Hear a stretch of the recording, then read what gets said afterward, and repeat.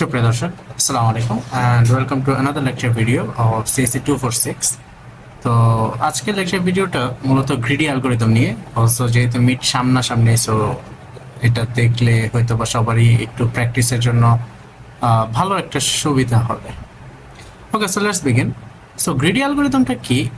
Basically greedy অ্যালগরিদমটা দিয়ে যেটা বোঝায় এটা হচ্ছে যে কোনো একটা প্রবলেমকে একটা অপটিমাল সলিউশনে নিয়ে যাওয়া, কিন্তু অনেক সময় দেখা যায় যে গ্রিডি অ্যালগরিদমটা কাজ করে না।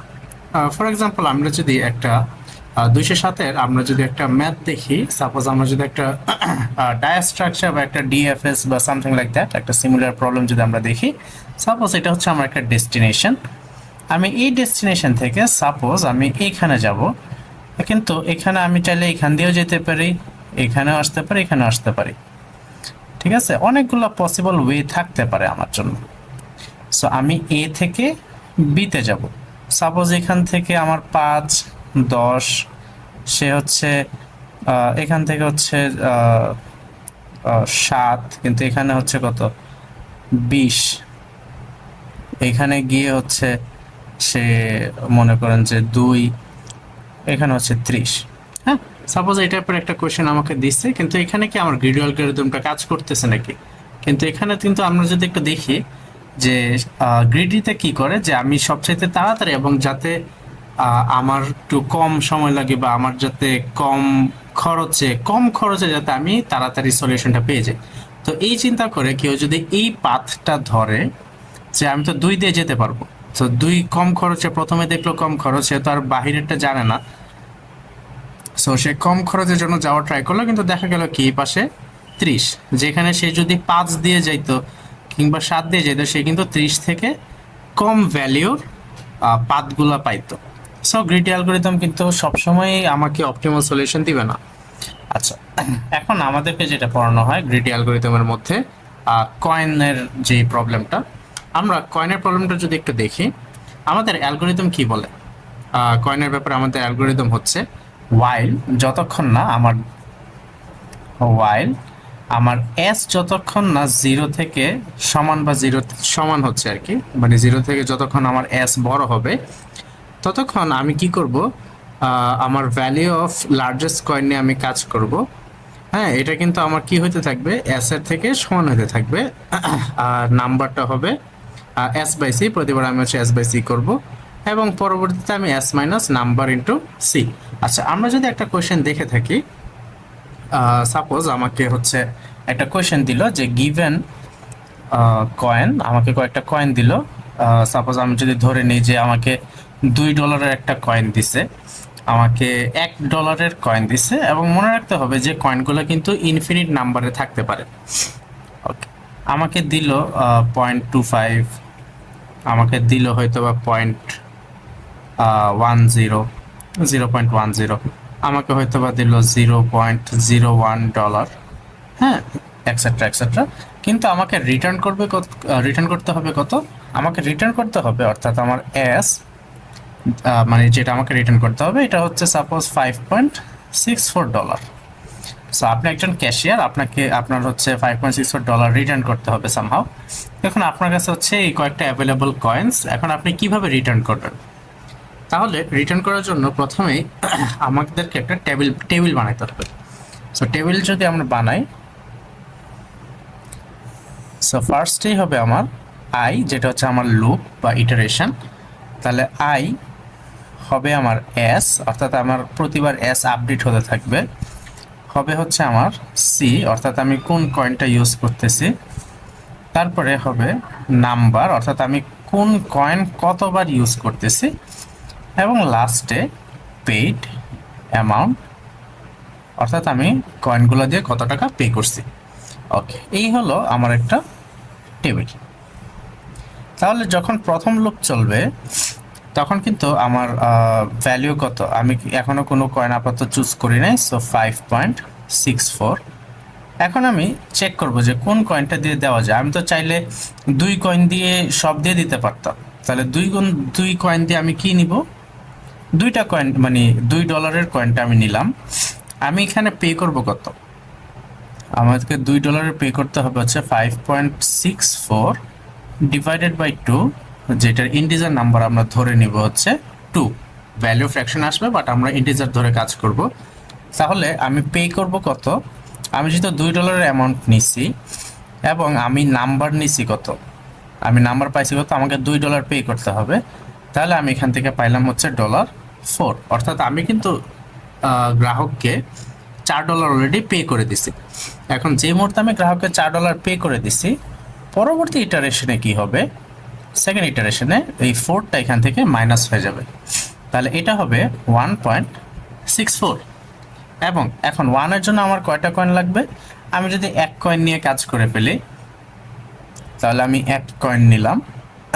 এখন আমার হচ্ছে 1.64, 1 দিয়ে ভাগ করলে আমার 1 থাকবে, তাহলে আমি $1 নিলাম।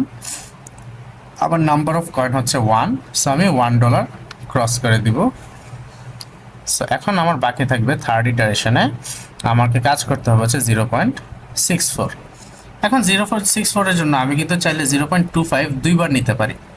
তাহলে আমি 0.25 যদি নিয়ে নিই, কতবার নিব? এটা হচ্ছে 0.64 ডিভাইডেড বাই 0.25, উইচ যেটার ইন্টিজার নাম্বার হচ্ছে আমার 2। তাহলে আমি 0.25 নিছি, কতবার নিলাম? 2 অ্যামাউন্ট নিলাম, তাহলে হচ্ছে 0.5। তাহলে এখান থেকে যদি আমি 0.5 বিয়োগ করে দিই, তাহলে আমার থাকবে হচ্ছে 4 নম্বর ইটারেশনে 0.14। এখন 0.14কে আমি চাইলে কি 0.1 অর্থাৎ 1 সেন্ট দিয়ে কি আমি করতে পারবো না?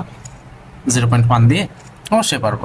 তাহলে আমি 0.1-এর যে ডলারটা আছে এটা নিলাম। তাহলে 0.14 এখান থেকে হচ্ছে আমি 0.1 যদি ভাগ করি, আমার এখানে আসে 1। তাহলে আমি যেহেতু $0.1 নিয়ে কাজ করছি একবার, তাহলে আমার আসবে এখানে কত? 0.1। তাহলে যদি আমরা এই ক্ষেত্রে দেখি যে এই ক্ষেত্রে আমার বাকি থাকবে কত? বাকি থাকবে 5 নম্বর ইটারেশনে 0.04 বাকি থাকে। তাহলে আমি 0.1-এর যদি চুজ করি, আমি চাইলে এগুলো চুজ করতে পারতাম, কিন্তু অলরেডি এগুলো সবগুলো যদি আমি এখন অ্যাড করে দেখা যাবে কি আমি আরো বেশি পে করে ফেলতেছি, বাট আমার তো পে করা দরকার কত? 0.4। তাহলে আমি 0.01 চুজ করছি। 0.04কে 0.1 দিয়ে যদি আমি ভাগ করি, তাহলে আমার আসে হচ্ছে 4। তাহলে $0.01 যেহেতু আমি চুজ করছি 4 বার 0.04। তো ফাইনালি দেখা যেতেছে কি আমার এস ইকুয়াল টু 0 চলে আসে। সো যখনই আমার এস ইজ গ্রেটার 0 এই কন্ডিশনটা ব্রেক হয়ে যাবে, তাহলে আপনি বুঝতে পারবেন যে আপনার এই কয়েন চেঞ্জের অ্যালগরিদমটা কাজ করছে। আর এটার টাইম কমপ্লেক্সিটি যদি আমরা হিসাব করি, বেশি স্পেশালি যদি আমরা বিগ থিটার ক্ষেত্রে চিন্তা করি, তাহলে এটা হবে থিটা অফ এম, যেটার হচ্ছে টাইপস অফ কয়েন্স, কয় ধরনের কয়েন দিয়ে আমরা কাজ করছি। না, এখান থেকে কি ধরনের কোয়েশ্চেন আসতে পারে? এখান থেকে কোয়েশ্চেন আসতে পারে যে হোয়াট ইজ গ্রিডি অ্যালগরিদম, কিভাবে একটা গ্রিডি অ্যালগরিদম দিয়ে আপনি একটা কয়েন চেঞ্জের ম্যাথ সলভ করবেন। আসতে পারে যে কেন গ্রিডি অ্যালগরিদম সবসময় একটা অপটিমাল সলিউশন প্রোভাইড করে না। সো লাস্টের কোয়েশ্চেন আনসারটা যেটা, এটা আমরা অলরেডি দেখছি বা শুনছি যে দেখা যায় যে সবসময় কিন্তু আমার কয়েনের কাজটা হয় না। সাপোজ আমি যদি আপনাদেরকে একটা কোয়েশ্চেন বলি যে ইমাজিন আমি বললাম যে 0.50 এই ডলারটা হচ্ছে আপনাদেরকে পে করতে হবে। এখন এই ডলারটা পে করতে হলে আপনার কি করবেন? আপনার কাছে অ্যাভেলেবল কয়েন সাপোজ এই সবগুলো আছে, হ্যাঁ, এখানে অলরেডি গিভেন যে আছে এগুলো সবগুলো আছে। এখন আমি চাইলেই কিন্তু এটা দিয়ে 2টা সলভ করে ফেলতে পারি, কিন্তু বাকিগুলোকে আমি আর নিছি, আমি তো বাকিগুলো টাচও করি নাই। সো এই ক্ষেত্রে দেখা যেতেছে কি এটা আমার গ্রিডি অ্যালগরিদমকে ফলো করতেছে না, বা গ্রিডি অ্যালগরিদম দিয়ে কিন্তু আমি একটা অপটিমাল সলিউশন পাচ্ছি না। ঠিক আছে, আচ্ছা। নাও গ্রিডি অ্যালগরিদমের আরেকটা প্রবলেম যেটা আমরা এখন সলভ করবো, এটা হচ্ছে ফ্র্যাকশনাল ন্যাপস্যাক। ফ্র্যাকশনাল ন্যাপস্যাকটা কি? সাপোজ আপনি একজন ডাকাত, আপনি ডাকাতি করলেন একজনের বাসায়, দেখা গেল যে ওর এখানে অনেকগুলা ভ্যালুয়েবল আইটেমস আছে। এখন আপনি তো আর সবগুলো নিতে পারবেন না। আপনার এমন একটা ব্যাগ আছে যেখানে হচ্ছে একটা নির্দিষ্ট পরিমাণের ওয়েট সে বহন করতে পারে, মানে ওয়েট ব্যাগের মধ্যে নির্দিষ্ট পরিমাণের ওয়েট ধারণ করার ক্ষমতা আছে। এখন আপনি তো আর কম ভ্যালুয়েবল আইটেম তো আর নিবেন না, আপনি অলওয়েজ ট্রাই করবেন যাতে মোস্ট ভ্যালুয়েবল আইটেম কি এবং কতটুকু নিলে আমি বেশি প্রফিট পাবো, আপনি ওইটাই চুজ করবেন। সো এখানে যে বিষয়গুলো লক্ষণীয়, এখানে আপনাদেরকে প্রফিট বেনিফিট দিয়ে দেওয়া হবে, সরি একটা পজিটিভ বেনিফিট দেওয়া হবে, যেটাকে আমরা বিআই দিয়ে চিন্তা করি। বিআই হচ্ছে আমার কি, benefit of item, benefit of item. আমরা একটা এক্স আই ধরে নিব, এক্স আই হচ্ছে অ্যামাউন্ট অফ আইটেম, কয়টা অ্যামাউন্ট আছে, অ্যামাউন্ট অফ আইটেম। এবং আমরা লাস্টে একটা ডাব্লিউ আই নিব, মানে আমাদেরকে এগুলো আসলে দেওয়া থাকবে, এটা হচ্ছে ওয়েট অফ আইটেম। সো এই তিনটা জিনিস আমাদেরকে দিয়ে দেওয়া হবে এবং আমাদেরকে বলা হবে যে ক্যালকুলেট যে আপনার আসলে কি কি আইটেম নিব বা আমার ম্যাক্সিমাম বেনিফিট কত হইল, আমি যখন ডাকাতি করব তখন আমার ম্যাক্সিমাম বেনিফিটটা কত আসবে, এবং আমাকে এটাও হিসাব করতে হবে যে আমি কি কি আইটেম নিছি। তো এটার অ্যালগোরিদমটা যদিও একটু ভেজাল, বাট এটার ম্যাথামেটিক্যাল সলিউশনটা কিন্তু মোটামুটি ইজি। সো আমরা তো আজকে যেহেতু ম্যাথামেটিক্যাল প্রবলেমগুলো সলভ করব, তাই আমরা জাস্ট প্রবলেমের উপরে আপাতত ফোকাস দিচ্ছি। তো সাপোজ আমাকে একটা কোয়েশ্চেন দেওয়া আছে, যে একটা কন্টেনার আছে বা আপনার ব্যাগের ক্যাপাসিটি, আপনার ব্যাগ ক্যাপাসিটি দেওয়া আছে, সাপোজ ব্যাগের ক্যাপাসিটি সাপোজ আমি ধরে নিলাম আছে হচ্ছে 10 মিলিলিটার। আপনার ব্যাগে 10 মিলিলিটারের পর্যন্ত জায়গা নিতে পারবেন, এবং এটাকে আমরা ডিনোট করব হচ্ছে ক্যাপিটাল ডাব্লিউ দিয়ে। সো এখন আমরা কয়েকটা আইটেমের দেখে নিই, আমাদেরকে সাপোজ কয়েকটা আইটেম আমরা নিয়ে কাজ করি। ওকে, আমি একটু এটাকে করি। Okay fine. সো সাপোজ আমাকে এখানে বেশ কিছু আইটেম দেওয়া আছে, একটা টেবিল দেওয়া আছে, সাপোজ আইটেম টেবিল দেওয়া আছে, আমাকে ওয়েট অফ আইটেম দেওয়া আছে, আমাকে বেনিফিট অফ আইটেম দেওয়া আছে ডলারে। ওকে, এই তিনটে জিনিস আমাকে দেওয়া আছে এবং আমরা 5টা আইটেম নিয়ে কাজ করব, আইটেম 1, আইটেম 2, 3, 4 অ্যান্ড 5, এবং ওদের অ্যামাউন্টগুলো দিয়ে দিই। এটা হচ্ছে 4 মিলি, 8, 2, 6, 1, এবং ওদের বেনিফিটটা কি, বেনিফিট যদি আমরা ধরি $12, $32, $40, $30 এবং সাপোজ এখানে ধরলাম আমরা $50। ওকে, এখন আমরা এখানে যদি একটু চিন্তা করে দেখি, একটু চিন্তা করলে কিন্তু বোঝা যাবে যে এখানে সবচেয়ে লিস্ট ভ্যালুয়েবল কোনটা। সবচেয়ে লিস্ট ভ্যালুয়েবল হচ্ছে 1 নম্বর আইটেম, আপনি গিয়ে তো আর 1 নম্বর আইটেমটা নিতে পারবেন না। আর এখানে মোস্ট ভ্যালুয়েবল কোনটা, 50, মানে আপনি বেনিফিট সবচেয়ে বেশি পাবেন কোথায়, যখন আমার বি 50, কিন্তু এটার আইটেম ওয়েট কত, 1, সো আপনি একবার এটা নিতে পারবেন, আর তখনই কি আপনার এটা ফুল হয়ে যাবে, বা মানে 1 মাইনাস হয়ে যাবে আর কি, 10 মিলি থেকে 1 মাইনাস হয়ে যাবে। ওকে, তাহলে আমরা এখানে কি করব, আমরা ফার্স্টে একটা ভ্যালু ক্যালকুলেট করে নিই। ভ্যালুর সূত্র হচ্ছে বিআই ভার্সেস ডাব্লিউআই, মানে প্রতি এককে কতটুকু ভ্যালু আমরা পাচ্ছি। তাহলে এটা যদি আমি এক অ্যামাউন্ট নেই তাহলে আমি ভ্যালু পাবো কত, 3। এটা যদি আমি এক অ্যামাউন্ট নেই ভ্যালু পাবো 4, এটা এক অ্যামাউন্ট নিলে ভ্যালু পাবো 20, এটার পাবো 5 এবং এটার পাবো 50। এখন আমরা সলভ করি। তো সলভের ক্ষেত্রে প্রথমে আমরা ধরে নিই ইনিশিয়ালি যে প্রত্যেকের এক্সআই বা প্রত্যেকের অ্যামাউন্ট আমার ব্যাগের মধ্যে কত, 0 পরিমাণ। সো আমি ধরে নিচ্ছি এখানে হচ্ছে আমার সলিউশন, আমি সলিউশনে ধরে নিলাম যে আমার x1, x3 equal to x4, x5 equal to 0। আমি ধরে নিলাম যে আমার 5টা আইটেম প্রত্যেকই 0, আমি এখনো কোনো আইটেম সিলেক্ট করি নাই, এবং আমার ক্যাপিটাল ডাব্লিউ দেওয়া আছে 10 মিলিলিটার। তাহলে আমরা ধরে নিব আমার অ্যাজিউম ওয়েট, আমি ওয়েট ধরে নিই, আমার ব্যাগে কি এখন কোনো ওয়েট আছে না, তাহলে আমি ছোট ডাব্লিউ ধরে ওয়েট ধরলাম 0, যে এখনো আমার ব্যাগে কোনো ওয়েট আসে নাই। তাহলে যতক্ষণ না আমার ডাব্লিউ মানে small W is less than capital W, ততক্ষণ পর্যন্ত কিন্তু আমার ব্যাগ আমি ঢুকাইতে পারবো, ব্যাগের ভিতরে আমি অ্যামাউন্ট নিতে পারবো। এখন কথা হচ্ছে ফ্র্যাকশনাল ন্যাপস্যাকে যেটা হয়, আপনি চাইলে একটা আইটেমের অল্প কিছু নিতে পারেন, দুইটা আইটেমের একটা নিতে পারেন, মানে একই আইটেমের সব কিছু নেওয়ার দরকার না, আপনি ফ্র্যাকশনালি নিতে পারেন, ফ্র্যাকশন আকারে নিতে পারেন, যেটা কিন্তু আবার পুরোপুরি 01 ন্যাপস্যাকের থেকে আলাদা। ওকে, সো প্রথমে আমি যেটা মোস্ট ভ্যালুয়েবল যেটা আমার হচ্ছে x5। আমি x5কে যদি চুজ করি, তাহলে x5কে চুজ করার পরে যেটা হবে, আমি এখানে x5 চুজ করলাম, যেটা হচ্ছে আমার হাইয়েস্ট ভ্যালিউ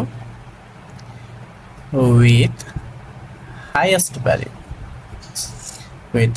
ভ্যালিউ 50। তাহলে এখানে আমার সূত্রটা যেটা হবে, এই সূত্রটা একটু মনে রাখি, যে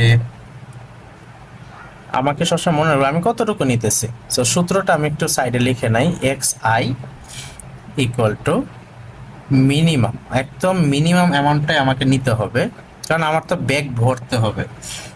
তাহলে এটা হবে WI কতটুকু অ্যামাউন্ট আছে, এবং capital W minus small w, এবং লাস্টে আমার ব্যাগ ভর্তি হওয়ার যে বিষয়টা, এটা হচ্ছে small w equal to w plus minimum WI comma W minus W। So এই সূত্রটা আমাকে অলওয়েজ মাথায় রাখতে হবে, এই সূত্র দিয়ে আমরা মূলত অঙ্কটা করব। তাহলে x5 এর জন্য যদি আমরা একটু চিন্তা করি, ফর x5 আমি এই এই ব্যাপারটা চিন্তা করব, এই সূত্রটা যে আমি কতটুকু নিব। তাহলে মিনিমাম, আমাকে অবশ্যই মিনিমাম নিতে হবে। তাহলে এটার আইটেম ওয়েট কত, 5 এর আইটেম ওয়েট কত, 1 কমা, এখন এটা কত ছিল আমার 10 মাইনাস 0, কারণ আমার কি ব্যাগ এখনো খালি, ব্যাগে আমি কিছুই ঢুকাই নাই। 10 মাইনাস 0, আমার আনসার কত আসে, মিনিমাম, এদের মধ্যে মিনিমাম কত, 1। সো আমি x5 এর এক পরিমাণ নিতে পারবো, মানে অ্যামাউন্ট, হ্যাঁ, অ্যামাউন্ট অফ আইটেম আমি কয়টা নিতে পারবো, একটা নিতে পারবো। তাহলে এখন আমি দেখবো যে আমার ব্যাগে কতটুকু ফুল হয়েছে। তাহলে কতটুকু ফুল হয়েছে এটা যদি আমরা একটু হিসাব করি, এটা হচ্ছে এই যে এই সূত্রটা, ব্যাগের সূত্র হচ্ছে, আমার ব্যাগে এখনো কোনো আইটেম আছে না, খালি। So 0 plus minimum, item weight কত ছিল আমার 1, আর ডাব্লিউ মাইনাস ডাব্লিউ, আমার ইয়াতে কোনো ওয়েট ছিল, ইয়াস, কিভাবে ওয়েট ছিল, কারণ কি আমি মাত্রই এক অ্যামাউন্ট নিয়ে নিছি এবং আমার ওয়েট হয়ে গেছে কিন্তু 1। সো এই ক্ষেত্রে এটা কি হবে, এই ক্ষেত্রে এটা হবে, বা আমরা যদি এইটা হিসাব করি যে মিনিমাম, আমরা যদি এই যে এই কাজটা যদি দেখি, মিনিমাম WI এবং এটা কিন্তু আমার xi কে ইন্ডিকেট করতেছে। তাহলে এখানে আমার ইয়া কত আসছে, 1। তাহলে 1 এবং 1 এর মধ্যে আমার মিনিমাম কত, 1 এবং 1 এর মধ্যে আমার মিনিমাম হচ্ছে 1। তাহলে এটা হবে 0 plus 1 which is 1 millilitre. So suppose আমার ব্যাগটা হচ্ছে এটা, এখান থেকে কিন্তু এখন অলরেডি 1 মিলিলিটার ভরে গেছে। তাহলে এখন বাকি রইল কত, 9 মিলিলিটার। এখন আমি 9 মিলিলিটারের মধ্যে কোন কোন আইটেমগুলো নিব, ওইগুলো এখন একটু চিন্তা করব। ওকে, এখন দেখা যাইতেছে যে আমার 50 নিয়ে আমি কাজ করে ফেলছি, অর্থাৎ আমার আইটেম নাম্বার 5, কারণ ও হচ্ছিল আমার ম্যাক্সিমাম ভ্যালুয়েবল আইটেম। তাহলে ওর পরের ভ্যালুয়েবল আইটেমকে অবশ্যই 3 নম্বর আইটেমটা, কারণ ওর ভ্যালু হচ্ছে 20, তাহলে আমাকে অবশ্যই ওকে নিতে হবে। এখন ওর কতটুকু পরিমাণ নিব আমরা এই সূত্র দিয়েই ডিটারমাইন করব। তো এই সূত্রতে ডিটারমাইন করতে হলে আমরা এখানে একটু দেখে নিই, আমি সূত্রটা একটু সাইডে রাখি। তাহলে আমরা একটু হিসাব করে দেখি যে আমি এখন x3 নিলাম, কারণ x3 এর ভ্যালু ছিল কত, x3 এর ভ্যালু ছিল আমার 20। সো এখন x3 উইথ ভ্যালু 20। তাহলে এখান থেকে আমি আবার কি বের করব, এক্স আই, অর্থাৎ আমি কতটুকু নিতেছি। তাহলে আমি এই যে এই সূত্রটা এক্স আই এবং আমি কতটুকু অ্যামাউন্ট আমার ব্যাগের মধ্যে ভরতেছে, এই দুইটা আমরা এখন হিসাব করব।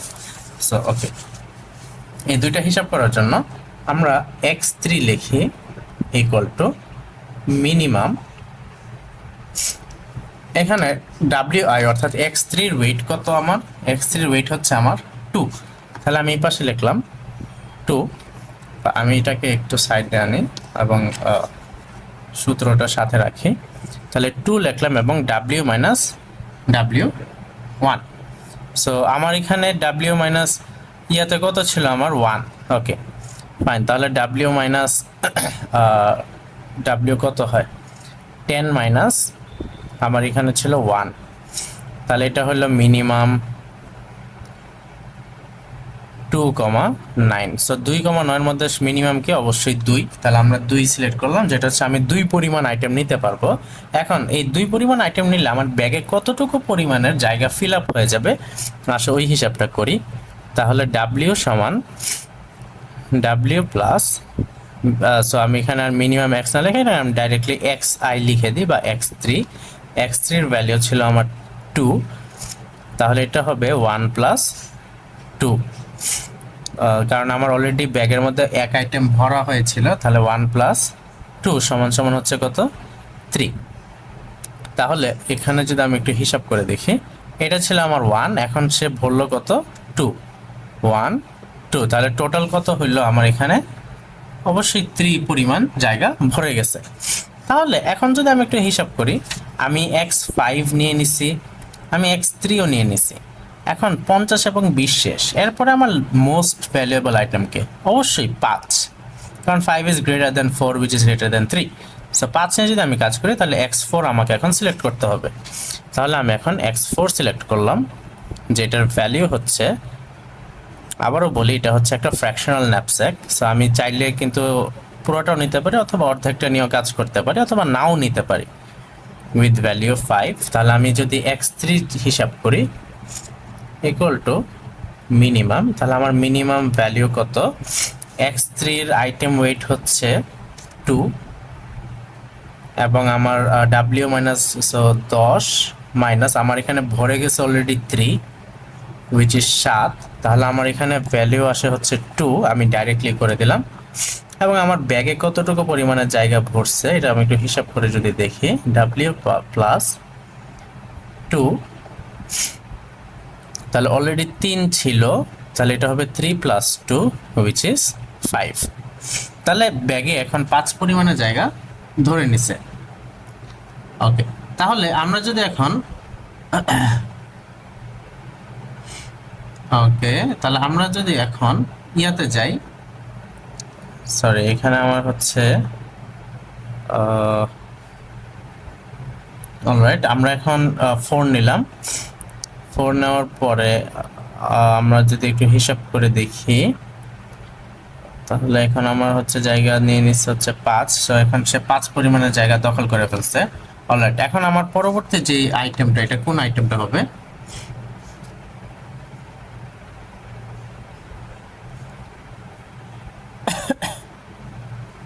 সরি এখানে একটু মিস্টেক ছিল, আমার এখানে ভ্যালু দেওয়া ছিল 6, বাট আমি কাজ করতে হচ্ছে 2 নিয়ে। ওকে ফাইন, এটা আমি একটু সলভ করে দিই, এটা হবে 6, তাহলে এখানে আমার ভ্যালু আসবে 6, কারণ 6 এবং 7 এর মধ্যে মিনিমাম হচ্ছে কে 6। তাহলে এখানে 6 যদি আমি হিসাব করি, তাহলে 3 প্লাস 6 কত হয়ে যাবে, 9। তাহলে 9 অ্যামাউন্ট অলরেডি আমার হয়ে গেছে। আমার ব্যাগের সাইজ কত, আমার ব্যাগের সাইজ ছিল হচ্ছে 10, স্টিল কিন্তু আমার ব্যাগের সাইজ আমার আমি কতটুকু আইটেম ঢুকাইছি এটার থেকে বেশি, তাহলে অবশ্যই আমি অলরেডি আরও একটা আইটেম নিতে পারবো। তাহলে আমি কোন আইটেমটা সিলেক্ট করবো, অবশ্যই 4 নম্বর, মানে এরপরে যে ভ্যালুয়েবল আইটেম, যেটা হচ্ছে আমার আইটেম নাম্বার 2, আমার তাকেই সিলেক্ট করতে হবে। তাহলে আইটেম নাম্বার 2কে যদি আমি সিলেক্ট করি, x2 উইথ ভ্যালু হচ্ছে 4, তাহলে x2 এর জন্য আমার হচ্ছে মিনিমাম, তাহলে এখানে মিনিমাম তার কত, ওয়েট হচ্ছে 8, এবং আমার ম্যাক্সিমাম অর্থাৎ 10 - 9 কারণ কি আমার অলরেডি 9 ভরে গেছে, তাহলে 10 মাইনাস 9 ওইটার হিসাব করলে হয় 1। তাহলে এখন আমার ব্যাগে কতটুকু জায়গা ধরবে? আমরা জানি যে এখন এই জায়গাটা ফুল হয়ে যাবে, কারণ 9 plus 1 is equal to 10। So এইখানে দেখা যেতেছে যে এটা এখন এই ব্যাগের সাইজ ইকুয়াল টু আমার ন্যাপস্যাকের সাইজ হয়ে গেছে। তাহলে এখন আমাকে যেটা হিসাব করতে হবে যে আমি আদৌ কয়টা আইটেম নিছি। তাহলে দেখা যাবে যে ফাইনালি আমি যদি ফাইনালটা হিসাব করি, আমি কিন্তু x0 নেই নাই, x1 নিছি, x5 নিছি হচ্ছে আমি মোস্ট ভ্যালুয়েবল যেটা, ওকে আমি নিছি হচ্ছে 1, এবং পরবর্তীতে আমি নিছি হলাম হচ্ছে x3, যেটা পরিমাণ আমি নিছিলাম হচ্ছে কত 2, তারপরে নিলাম আমি হচ্ছে x4 যেটা পরিমাণ ছিল 6, এবং লাস্টলি আমি নিলাম হচ্ছে x2 যেটা পরিমাণ ছিল 1। তাহলে এই হিসাবটা করেন, আমার কিন্তু এখন টোটাল বেনিফিটটা বের করতে হবে। এটা একটু মনে রাখেন, টোটাল বেনিফিটের সূত্রটা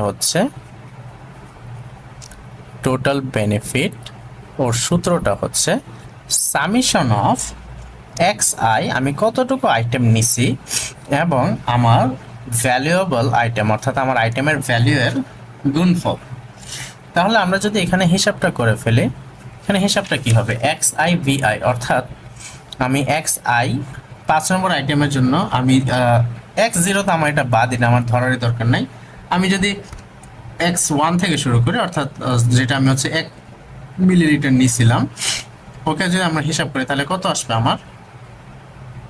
x5 এর জন্য আমার আসবে হচ্ছে 1 ইন্টু ওর ভ্যালিউ কত 50, ওর ভ্যালিউ কত v দিয়ে আমার হিসাব করতে হবে, ভ্যালিউ হচ্ছে 50 প্লাস আমার পরবর্তী আইটেম ছিল হচ্ছে 2, সো 2 ইন্টু ওর ভ্যালিউ কত, 2 এর ভ্যালিউ হচ্ছে আমার 4, 2 এর ভ্যালিউ হচ্ছে 4, তারপরে আমি 4 এর জন্য আমি নিয়েছিলাম হচ্ছে 6, 6 ইন্টু 4 এর জন্য আমার ভ্যালিউ হচ্ছে 5,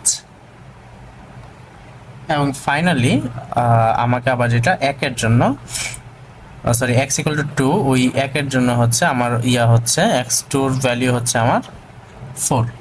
তাহলে আমি যদি সবগুলো একসাথে হিসাব করি, হিসাব করে দেখা যাবে যে আমি হচ্ছে $124 বেনিফিট করতে পারছি, অর্থাৎ আমার টোটাল বেনিফিট কত আসছে $124। সো এইটাই মূলত ফ্র্যাকশনাল ন্যাপস্যাক দিয়ে করা একটা ম্যাথ, যেটা পরীক্ষায় আসার মতো এবং খুবই ইম্পর্টেন্ট একটা ম্যাথ। সো আজকের ভিডিওটা হয়তো এতটুকু পর্যন্তই, আমরা সামনে ট্রাই করবো গ্রিডি অ্যালগরিদম পুরোটা মোটামুটি শেষ করার জন্য। সো এতটুকু বুঝলে অবশ্যই জানাবেন আমাদেরকে, এবং আপনাদের কোনো টপিক যদি বুঝতে সমস্যা থাকে কারো, তাহলে অবশ্যই আমাদেরকে জানাবেন। ধন্যবাদ।